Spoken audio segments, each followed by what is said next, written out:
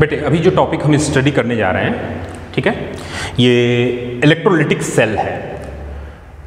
Previous class में हम लोगों ने देखा था इलेक्ट्रोकेमिकल सीरीज के बारे में, ठीक है। उसका बहुत सारा एप्लीकेशन जो है यहाँ पर इस इलेक्ट्रोलिटिक सेल में आएगा। सबसे पहले स्टार्टिंग में जब हम लोगों ने इस चैप्टर को स्टार्ट किया था तब हम लोगों ने देखा था कि सेल दो टाइप के होते हैं, एक को हम इलेक्ट्रोकेमिकल सेल बोलते थे और दूसरे को इलेक्ट्रोलिटिक बोलते थे। तो इलेक्ट्रोकेमिकल सेल के बारे में बहुत सारी चीज़ें हम लोगों ने प्रीवियस क्लास में स्टडी की हैं। आज जो हम स्टडी करने जा रहे हैं वो हम स्टडी करने जा रहे हैं इलेक्ट्रोलिटिक सेल। सबसे पहली चीज़ कि इलेक्ट्रोलिटिक सेल है क्या, तो मैंने पहले भी आपको बताया था कि इलेक्ट्रोलिटिक सेल जो है वो सेल जहाँ पर हम इलेक्ट्रिकल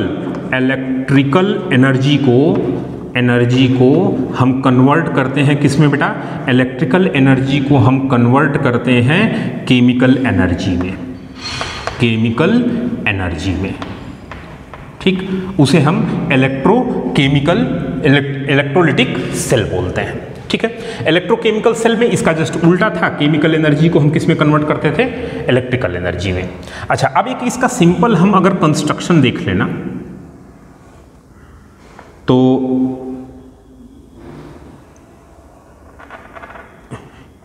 यहां पर कोई इलेक्ट्रोलिटिक सॉल्यूशन होगा,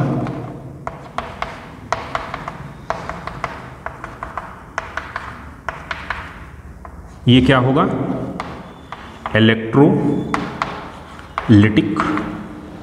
सॉल्यूशन यहां जो भी है या कोई भी पर्टिकुलर मॉल्टन स्टेज में कोई कंपाउंड होगा। इसमें दो इलेक्ट्रोड्स हम यूज करेंगे, ठीक है ना। ये दोनों बेटे क्या हैं, इलेक्ट्रोड्स, ठीक है, इलेक्ट्रोड्स। अभी तो हमने इनको नॉर्मल बोला, इलेक्ट्रोड्स कंडक्टिंग होंगे, मेटल के हो सकते हैं, कार्बन का ग्रेफाइट यूज किया जा सकता है, और फिर इनको हम बैटरी से कनेक्ट कर देंगे। अब जैसे ही बैटरी से हमने कनेक्ट किया, बैटरी का पॉजिटिव टर्मिनल जिससे कनेक्ट किया गया उसे हम बोलेंगे एनोड, और बैटरी का नेगेटिव टर्मिनल जिससे कनेक्ट किया गया उसे हम क्या बोलेंगे, कैथोड, ठीक है। अच्छा, अब आपको समझाने के लिए सपोज करो कि यहाँ पर मैं एक एग्जाम्पल ले लेता हूँ कि ये जो पर्टिकुलर यहाँ पर आपको इलेक्ट्रोलिटिक सॉल्यूशन दिख रहा है ना, ये मॉल्टेन NaCl है, या हम कह लें वाटर है, ठीक है, एसिडिफाइड वाटर, ठीक, प्योर वाटर नहीं लेंगे, एसिडिफाइड वाटर लेंगे, ठीक है, ताकि कंडक्टिविटी उसकी अच्छी मिले हमें। तो ये वो वाटर हमने लिया है, यहाँ पर मैं लिख भी दे रहा हूँ एसिडिफाइड, ठीक, एसिडिफाइड वाटर ले लिया, मतलब उसमें स्मॉल अमाउंट में एसिड ऐड कर दिया ताकि उसकी कंडक्टिविटी अच्छी हो, ठीक है। देखो बेटे होगा क्या कि वाटर जो है ये डिसोसिएट होगा H+ और OH- में, ठीक है। अब जो हमारा एनोड है, हम हमेशा जानते हैं कि एनोड क्या होता है, ऑक्सीडेशन इलेक्ट्रोड, ठीक है। कैथोड क्या होता है, ये होता है रिडक्शन इलेक्ट्रोड, ठीक है। अब आप देखो, ऑक्सीडेशन इलेक्ट्रोड पर ऑक्सीडेशन होगा, रिडक्शन इलेक्ट्रोड पर रिडक्शन होगा। सीरीज को सबसे पहले हम ध्यान दें, सीरीज में अगर हाइड्रोजन और OH- की पोजीशन देखें तो हाइड्रोजन और OH- की पोजीशन के अकॉर्डिंग भी हम सोच सकते हैं, और नॉर्मल पहले तो ऐसे सोचो कि जो हमारा एनोड है वो पॉजिटिव है, और पॉजिटिव एनोड की तरफ कौन अट्रैक्ट होगा, नेगेटिव आयन, और नेगेटिव कैथोड की तरफ कौन जाएगा, पॉजिटिव आयन। इसका मतलब ये H+ कहाँ जाएगा, कैथोड पर। तो कैथोड पर जाके इसका होगा क्या, ये इलेक्ट्रॉन एक्सेप्ट करेगा और हाइड्रोजन गैस में कन्वर्ट हो जाएगा, यानी हमको हाइड्रोजन गैस कहाँ मिलेगी, कैथोड पर, राइट। उसके बाद बात करते हैं जरा OH- की, तो OH- नेगेटिव है, ये कहाँ जाएगा, एनोड पर जाएगा, और एनोड पर जाएगा तो एनोड पर जाने के बाद ये ऑक्सीडाइज हो जाएगा,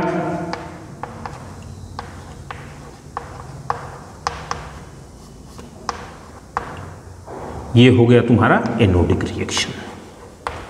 ठीक है, इसका मतलब हमको एनोड पर जो है वो ऑक्सीजन गैस मिलेगी और कैथोड पर जो है हाइड्रोजन गैस मिलेगी। ये हो गया कब? जब हम एसिडिफाइड वाटर की इलेक्ट्रोलिसिस करेंगे। क्लियर है? देखो बेटे, डिफरेंट जो इलेक्ट्रोलिटिक सॉल्यूशन हैं, उन डिफरेंट इलेक्ट्रोलिटिक सॉल्यूशन की जब हम इलेक्ट्रोलिसिस करेंगे तो हमें क्या मिलेगा, ये हम एक अलग लेक्चर में देखेंगे।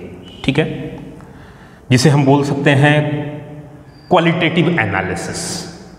ठीक है ना, इलेक्ट्रोलिटिक सेल का क्वालिटेटिव एनालिसिस कि कहाँ पर, अभी तो मैंने देखा कि भाई कैथोड पर हमें हाइड्रोजन मिल रहा है, एनोड पर ऑक्सीजन मिल रहा है, तो कहाँ पर क्या मिलेगा इसको हम एक अलग लेक्चर में देखेंगे जब डिफरेंट इलेक्ट्रोलिटिक सॉल्यूशन का इलेक्ट्रोलिसिस किया जाएगा। तो आज हमारा जो यहाँ पर मेन पॉइंट है वो है क्वांटिटेटिव। जो भी हमें स्टडी करना है वो क्या करना है, क्वांटिटेटिव, कि अगर हाइड्रोजन मिल रहा है तो हाइड्रोजन कितना मिलेगा, अगर ऑक्सीजन मिल रहा है तो ये ऑक्सीजन कितना मिलेगा, बैटरी हमने यूज की तो यहाँ से करंट फ्लो करेगा, करंट कितने टाइम के लिए फ्लो किया और उतने टाइम में कितना पर्टिकुलर सब्सटेंस कैथोड या एनोड पर हमें ऑब्टेन होगा।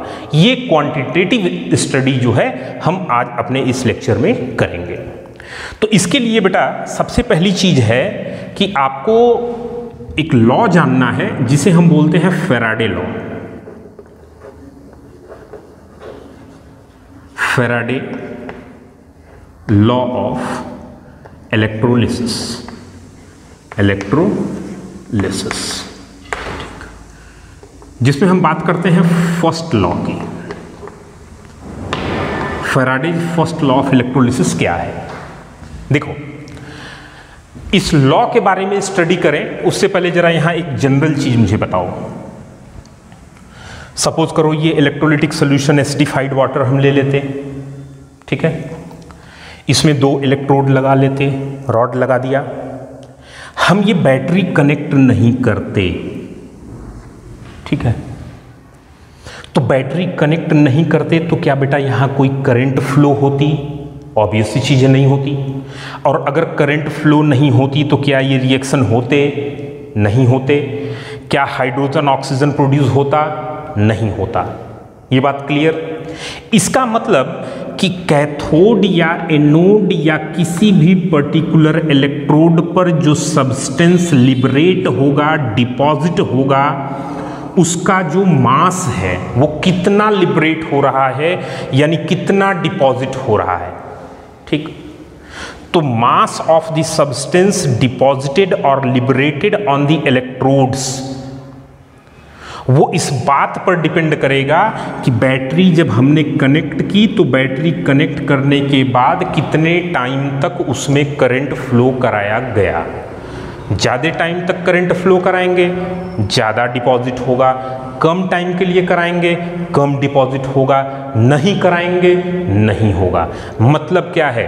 यही फर्स्ट लॉ बेटा फैराडेज इलेक्ट्रोलिसिस का है कि मास डिपॉजिटेड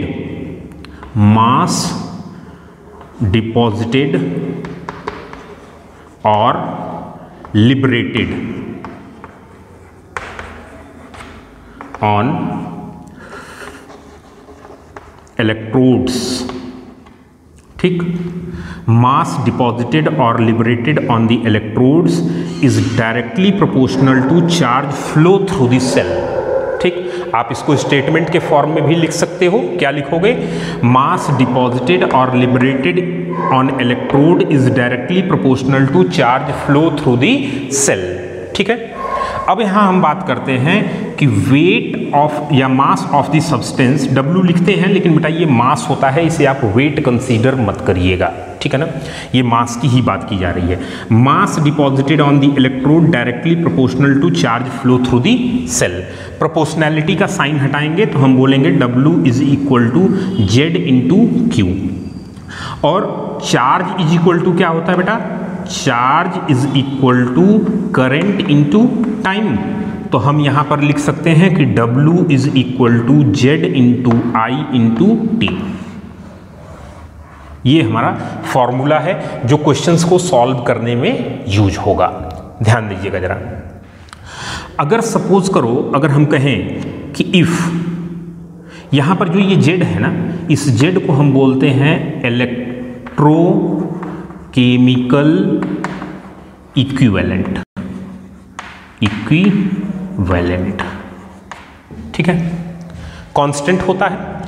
तो अगर हम कह दें कि अगर if I is equal to 1 ampere, current जो है वो 1 एम्पियर की हो और time t is equal to 1 second, तो उस पर्टिकुलर सिचुएशन में W इज इक्वल टू कितना हो जाएगा बेटा, Z, ठीक। मतलब अगर हमें इलेक्ट्रोकेमिकल इक्विवेलेंट को डिफाइन करना हो ना, तो हम बोल सकते हैं कि electrochemical equivalent Z for a particular substance. ध्यान रखिएगा, ये अलग अलग सब्सटेंस के लिए, ये कांस्टेंट तो है लेकिन अलग अलग एलिमेंट के लिए इसकी वैल्यू क्या होगी, अलग अलग होगी, उस पर्टिकुलर एलिमेंट के लिए वो फिक्स होगी। तो जब इलेक्ट्रोकेमिकल इक्विवेलेंट को हमें डिफाइन करना होगा तो हम डिफाइन क्या करेंगे कि electrochemical equivalent is equal to the mass which is deposited by 1 ampere current when it flow for 1 second। मतलब अगर 1 एम्पियर की करंट 1 सेकेंड के लिए फ्लो कराई जाए तो जो मास डिपॉजिट होता है वही इलेक्ट्रोकेमिकल इक्विवेलेंट के बराबर होता है। क्लियर?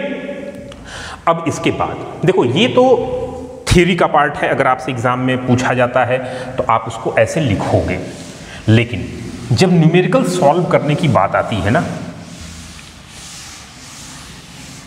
और खास करके कॉम्पिटिटिव एग्जाम्स में, जब कॉम्पिटिटिव एग्जाम्स में बेटे न्यूमेरिकल सॉल्व करने की बात आती है तो उस पर्टिकुलर सिचुएशन में क्या होता है, उस पर्टिकुलर सिचुएशन में हम इन फॉर्मूलों पर न बेस्ड करके कुछ ट्रिक्स यूज करेंगे, और वो ट्रिक्स बहुत ही इंपॉर्टेंट है, ध्यान दीजिएगा आप। सबसे पहली बात मैं आपको बता दूं, मोल कॉन्सेप्ट चैप्टर में मैंने आपको ग्राम इक्विवेलेंट टर्म एक बताया था, ठीक है ना। जैसे ग्राम मोल होता है वैसे ही ग्राम इक्विवेलेंट होता है, वेट अपॉन इक्विवेलेंट वेट, उसके फॉर्मूले से निकालते हैं।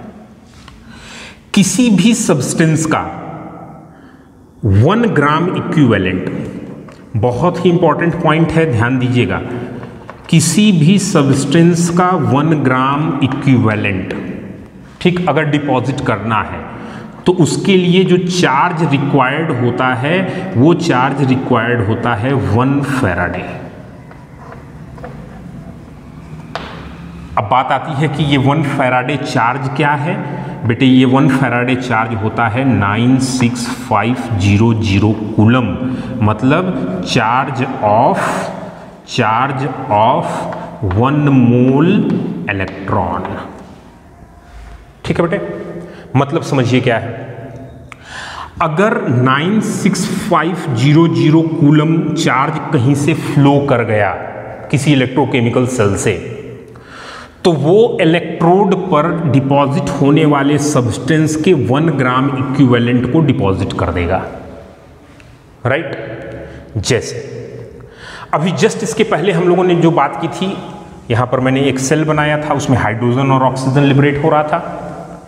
अब सपोज करो कि अगर हम 1 फैराडे चार्ज फ्लो कराते हैं, 1 फैराडे चार्ज फ्लो कराते हैं, और हम ये देखें कि ये 1 फैराडे चार्ज अलग अलग सॉल्यूशन में कितने मास को डिपॉजिट कर सकता है अलग अलग सब्सटेंस के, ठीक है।